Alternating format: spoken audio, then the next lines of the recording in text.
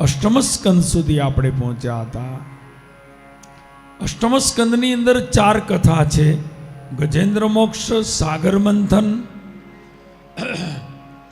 વામન પ્રાગટ્ય અને ભગવાનનો મત્સ્ય અવતાર.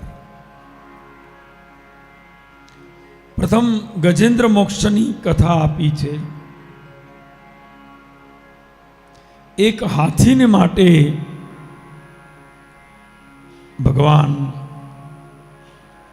એનું રક્ષણ કરવા માટે પધાર્યા.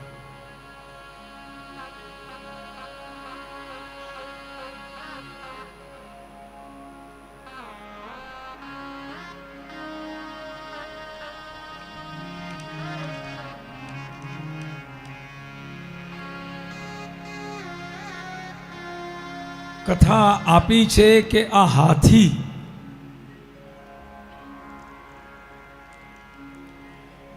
એ પૂર્વ જન્મનો ભગવાનનો ભક્ત હતો. ઇન્દ્રધૂમ્ન નામનો રાજા હતો. મલયાચલ પર્વતની તળેટીમાં તપ કરતો હતો. અગસ્ત્ય મુનિ આવ્યા, એને વંદન ન કર્યા એટલે ઋષિએ શાપ આપ્યો, મને જોવા છતાં તું હાથીની જેમ ઊભો રહ્યો, માટે જા તું હાથી થા. થયેલી ભૂલની ક્ષમા માગી એટલે ઋષિએ કહ્યું કે જા, આ જન્મનું તારું તપ, અધૂરી ઉપાસના હાથીના શરીરમાં પૂર્ણ થશે અને હાથીના શરીરમાં તને ભગવાનના દર્શન થશે.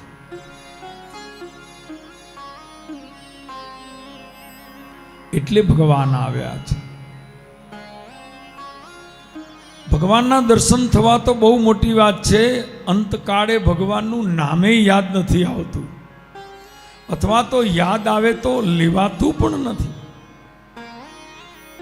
ભગવાનનું નામ લઈ શકાય એ પણ બહુ મોટી કૃપા છે. આને તો ભગવાન સ્વયં આવ્યા, એટલા માટે આવ્યા છે કે પૂર્વજન્મનું એનું તપ છે, પૂર્વજન્મનું એનું ભજન છે. એક ભૂલ થઈ, એનો શાપ લાગ્યો એટલે હાથી થયો, પણ પૂર્વનું જે પુણ્ય છે એ ક્યાં જાય? એટલે ભગવાને આવી એનો ઉદ્ધાર કર્યો છે. હાથી ત્રિકૂટ પર્વતના વનમાં રહે છે. મોટો પરિવાર છે. એકવાર સરોવરમાં સ્નાન કરવા ગયો, જળની અંદર રહેલા જુડે એનો પગ ચાલ્યો. હાથીના સ્વજનો એને ખબર પડી કે આપણા સ્વામીનો કોઈએ પગ ચાલ્યો છે. હાથી કહે છે, જલ્દી તમે મને બહાર ખેંચો. હાથીના સ્વજનો એને બહાર ખેંચવાનો પ્રયત્ન કરવા લાગ્યા છે. પેલો જૂડ એને અંદર ખેંચે અને હાથીનો પરિવાર એને બહાર ખેંચે. અંતે પરિવારના એક એક સભ્યો છોડીને જવા લાગ્યા. છેલ્લે એકલો હાથી રહ્યો, કોઈ ન રહ્યું. અને ત્યારે પૂર્વના પુણ્ય હતા એટલે ભગવાન યાદ આવ્યા, નહીતર ભગવાન યાદ આવતા જ નથી. ઘણીવાર મૃત્યુ સમયે ભગવાન યાદ આવવા પણ જોઈએ ને. પૂર્વના પુણ્ય હતા એટલે ભગવાન યાદ આવ્યા અને એ સરોવરની અંદરથી કમળ પુષ્પ લઈ સૂંઢ વડે ભગવાનને અર્પણ કરે છે, પ્રાર્થના કરે છે.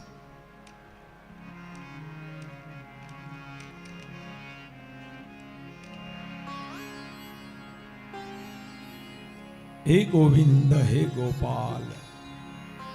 આર્તનાદથી પુકાર કર્યો, ભગવાન પધાર્યા, જૂડનો નાશ કરી, હાથીની રક્ષા કરી.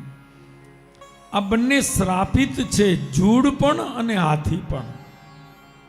આગળ સાગર મંથનની કથા આપી છે. એકવાર ઇન્દ્ર પોતાના ઐરાવત ઉપર બેસીને જતો હતો, ઘમંડમાં, અભિમાનમાં. સામે દુર્વાસા ઋષિ આવ્યા. ગળાની અંદર પુષ્પની માળા પહેરેલી હતી, ઉતારીને કહ્યું કે ઇન્દ્રને આપો. ઇન્દ્રને એમ થયું કે એને પહેરેલી માળા હું પહેરું. એને પહેરેલી હતી, પણ સંતો અને ગુરુજનોની પહેરેલી માળા તો પહેરાય. ધ્યાન દેજો, આપણે પહેરેલી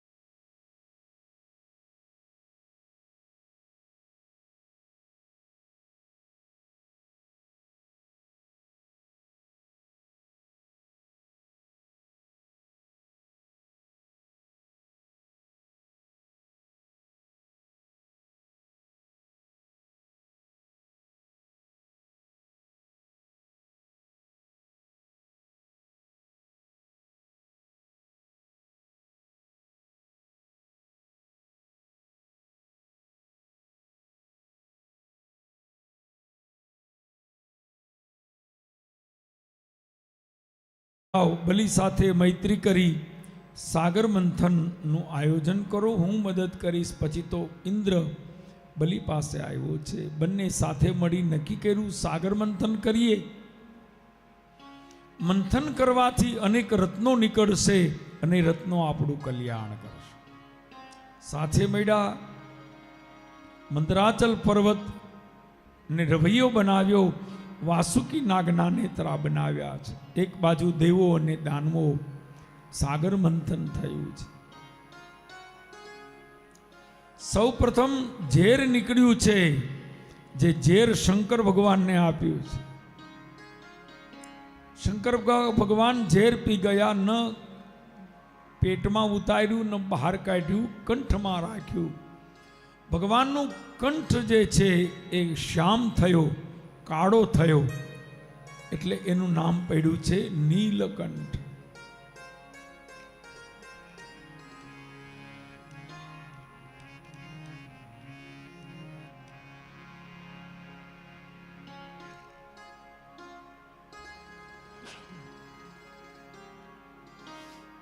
ફરી મંથન ચાલે છે. કામધેનુ ગાયો નીકળી છે. ઋષિઓને આપી વચ્ચે શ્રવા નામનો અશ્વ નીકળ્યો, બલિને આપ્યો ઐરાવત નીકળ્યો, ઇન્દ્રને આપ્યો કૌસ્તુભમણિ વિષ્ણુ ભગવાનને. કલ્પવૃક્ષ સ્વર્ગમાં, અપ્સરાઓ સ્વર્ગમાં. દારૂ મદિરા નીકળ્યો, દૈત્યોએ કહ્યું અમને આપો, ભગવાને કહ્યું કે લ્યો. અંતે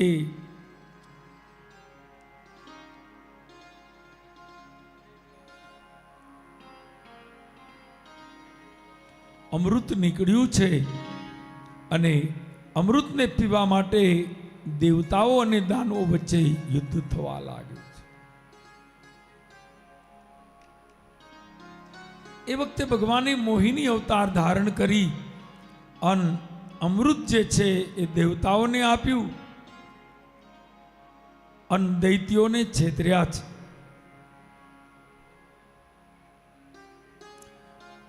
ઘણીવાર પ્રશ્ન થાય કે ભગવાન દેવતાઓનો પ્રશ્ન શું કામ લે? ખુદ બલિરાજાએ કર્યો કે મહારાજ, જ્યારે જોવો ત્યારે ભગવાન દેવોનો પક્ષ લે અને દૈત્યોને સજા આપે, દંડ આપે. એનો જવાબ આપ્યો કે દેવતાઓનો પક્ષ એટલા લઉં છું કે દેવતાઓના પક્ષમાં સત્ય છે, પ્રમાણિકતા છે. દેવ કોને કહેવાય? જે બીજાના સુખે સુખી રહે, જે બીજાના દુખે દુખી રહે, બીજાને સુખી કરીને પછી સુખી પોતે થાય, એને દેવ કહેવાય. અને દાનવ કોને કહેવાય?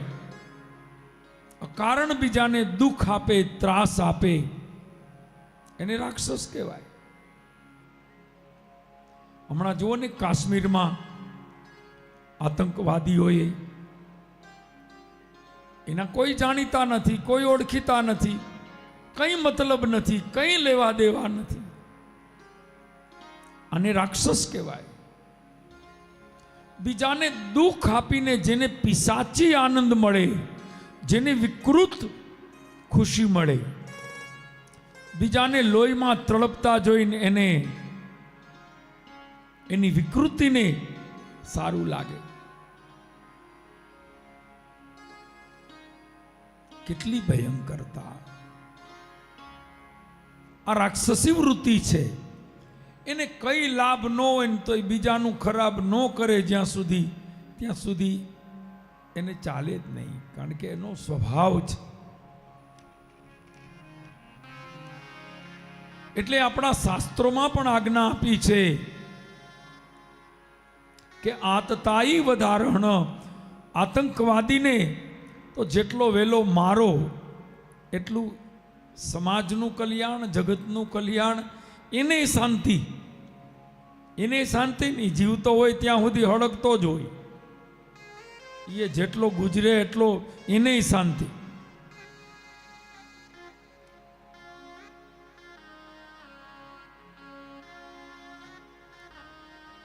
આ દુનિયામાં દૈવી અને આસુરી બે વૃત્તિ છે. દેવી વૃત્તિના તરફ ભગવાન એટલા માટે છે કે ભાઈ તમે સુખી થાઓ, જગતને સુખી કરો, જીવો, જીવવા દ્યો. અને દેવી વિચાર તો એને કહેવાય ને કે બીજાને પહેલા સુખી કરે, બીજાનું ભલું કરે.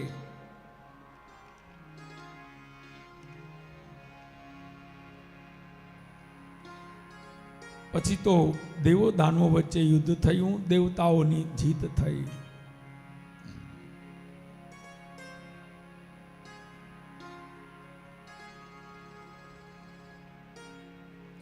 બલિરાજા પતાળમાં ગયા. એના ગુરુ શુક્રાચાર્યએ એક મોટો વિશ્વજીત યજ્ઞ કરાયો. જે યજ્ઞને કારણે યજ્ઞમાંથી રથ ઉત્પન્ન થયો. એમાં બેસી બલિ લડવા ગયો. અમૃત પી ગયેલા દેવતાઓને પણ હરાવ્યા.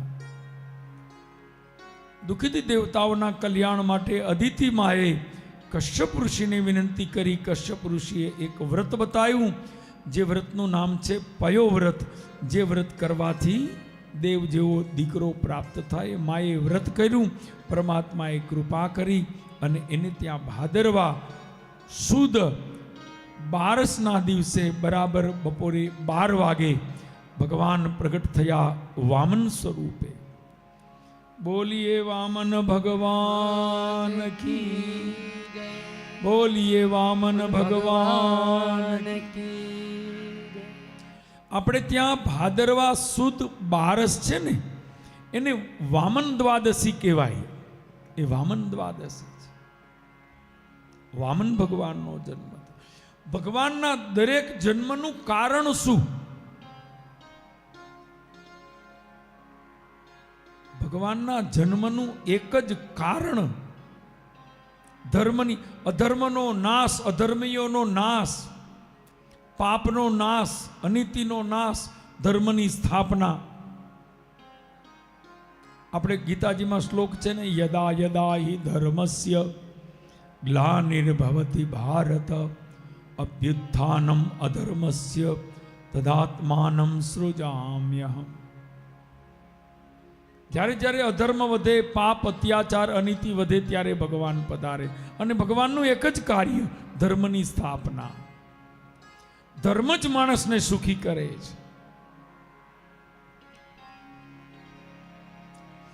જે ધર્મ બીજાનો જીવ લેવાની આજ્ઞા આપે, બીજાને મારી નાખવાની આજ્ઞા આપે, એને ધર્મ કેમ કહેવાય? એને ધર્મ કહેવાય? ધર્મ કોને કહેવાય? કોઈ ધર્મમાં ખોટું બોલવાની છૂટ હોય, કોઈ ધર્મની અંદર ચોરી કરવાની છૂટ હોય, કોઈ ધર્મની અંદર હિંસા કરવાની છૂટ હોય. અને આવું બધું હોય તો એને ધર્મ કેમ કહેવાય?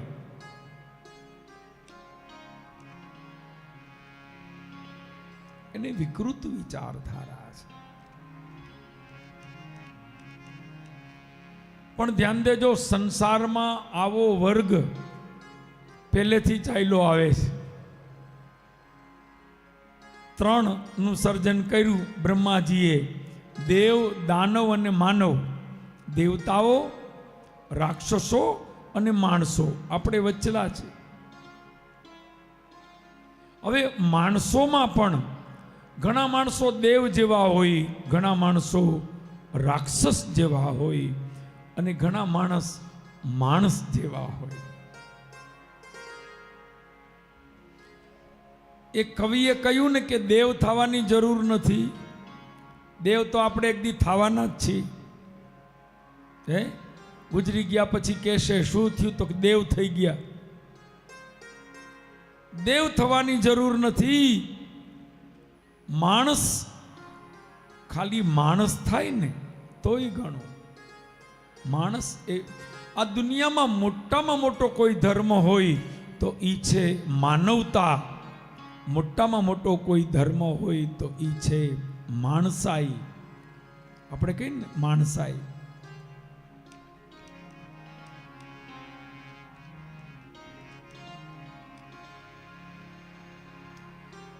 બીજાના દુખે દુખી થાય એનું નામ માણસ કહેવાય.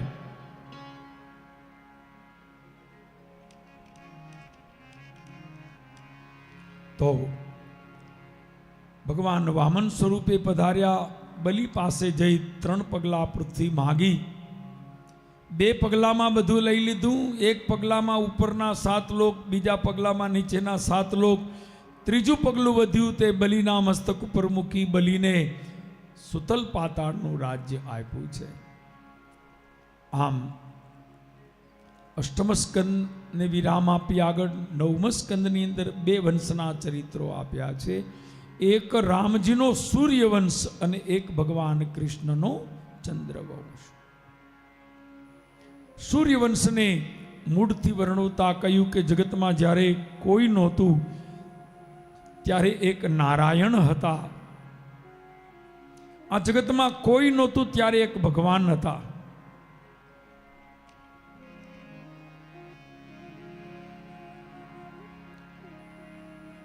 નારાયણની નાભી કમળમાંથી બ્રહ્મા થયા. બ્રહ્માના પુત્ર મરીચી થયા.